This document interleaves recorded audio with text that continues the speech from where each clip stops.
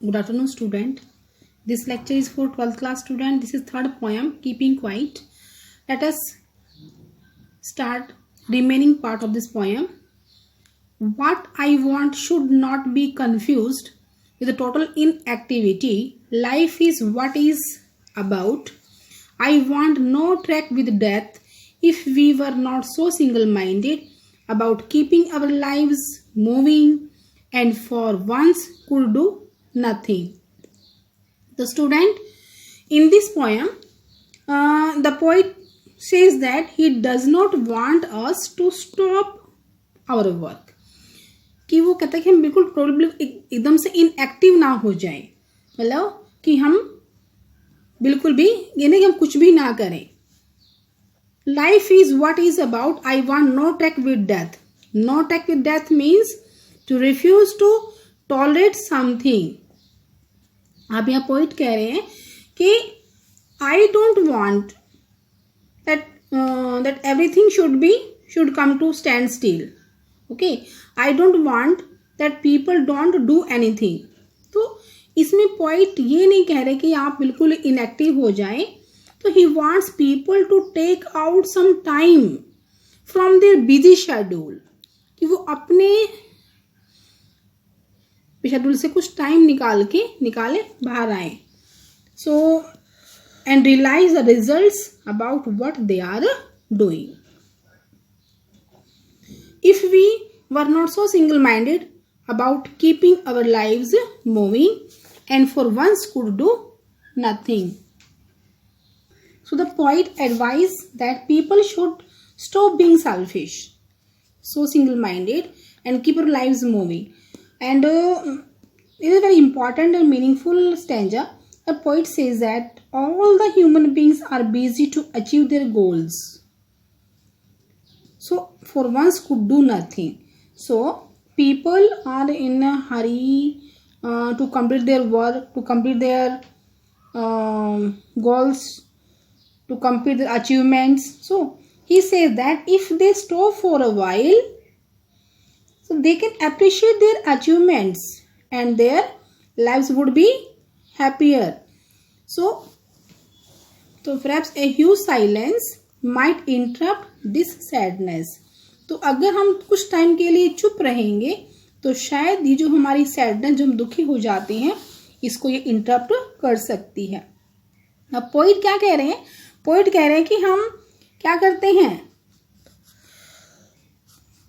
of never understanding ourselves and of threatening ourselves with death, कि हम सीधी death से threaten करते रहते हैं. हम एक डेडलाइन बना लेते हैं क्योंकि हमें उससे डर लगता है. तो लेकिन जब हम अपने बारे में एनालाइज करेंगे तब हम सोचेंगे कि हम सिंगल माइंडेड क्यों हैं. So their lives would become happier, and the poet says that by keeping quiet we will be able to understand the purpose of life. Next, perhaps the earth can teach us, and as when everything seems dead and later proves to be alive, now I'll count up to 12 and you keep quiet and I'll go. So in this stanza, the poet suggests us to take a teaching from the nature, teaching from earth. So you can say, when everything seems to dead and later proves to be alive, in winter everything freezes and becomes lifeless. और फिर बाद मौसम change होता है, but after some time the season changes again, everything comes back to life. So in this way we will be able to understand the purpose of our life. अगर हम कुछ समय के लिए रुके, अपने आप को एनालाइज करें, तो हम समझेंगे कि हम किस लिए भागम भाग कर रहे हैं, क्या भाग दौड़ कर रहे हैं, और हम जो है अपनी लाइफ अच्छे से जी पाएंगे और बिल्कुल भी सिंगल माइंडेड नहीं होंगे, सेल्फ सेंटर्ड नहीं बनेंगे. So in this way we will able to understand the purpose of our life. So it will be like a rebirth of our soul.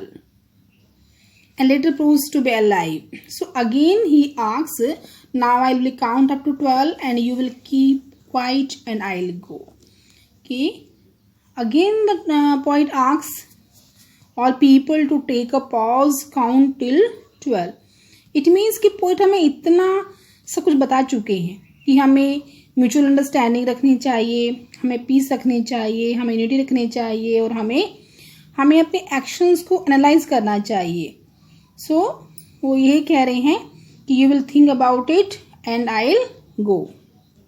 तो जो ये पोएम हमारी है ये यही मैसेज दे रही है हमें कि हमें अपनी यूनिटी को बनाए रखना है, हमें पीसफुल तरीके से रहना है, हमें युद्ध नहीं करना है, हमें अपने एनवायरनमेंट को जो है वो भी पॉल्यूट नहीं होने देना है.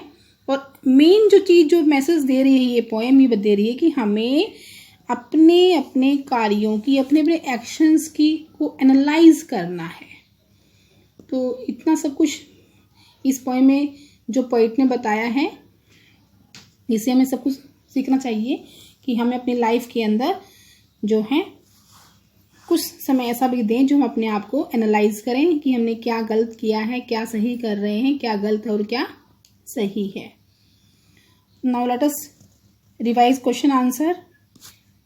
Now first question, what will counting up to 12 and keeping still help us achieve. 12 तक गिनने और शांत रहने में हमें क्या फायदा होगा. So counting up to 12 and keeping still will help us to get some time to stop all our activities and self-introspect our actions. Next one, do you think the poet advocates total inactivity and death? Answer is second question answer. So no, the poet does not advocate total inactivity. So he says that total inactivity is like death. अगर हम बिल्कुल ही एकदम से inactive हो जाएंगे तो वो like हम death जैसे हो जाएंगे, लेकिन वो इन एक्टिविटी की बात नहीं कर रहा है. So life means action for good of people. Okay, so he does not want to have any dealing with death. What is the sadness that the poet refers to in this poem. तो इस poem के अंदर जो poet है वो किस sadness के बारे में बता रहा है. तो और sadness is formed of our own thinking and actions.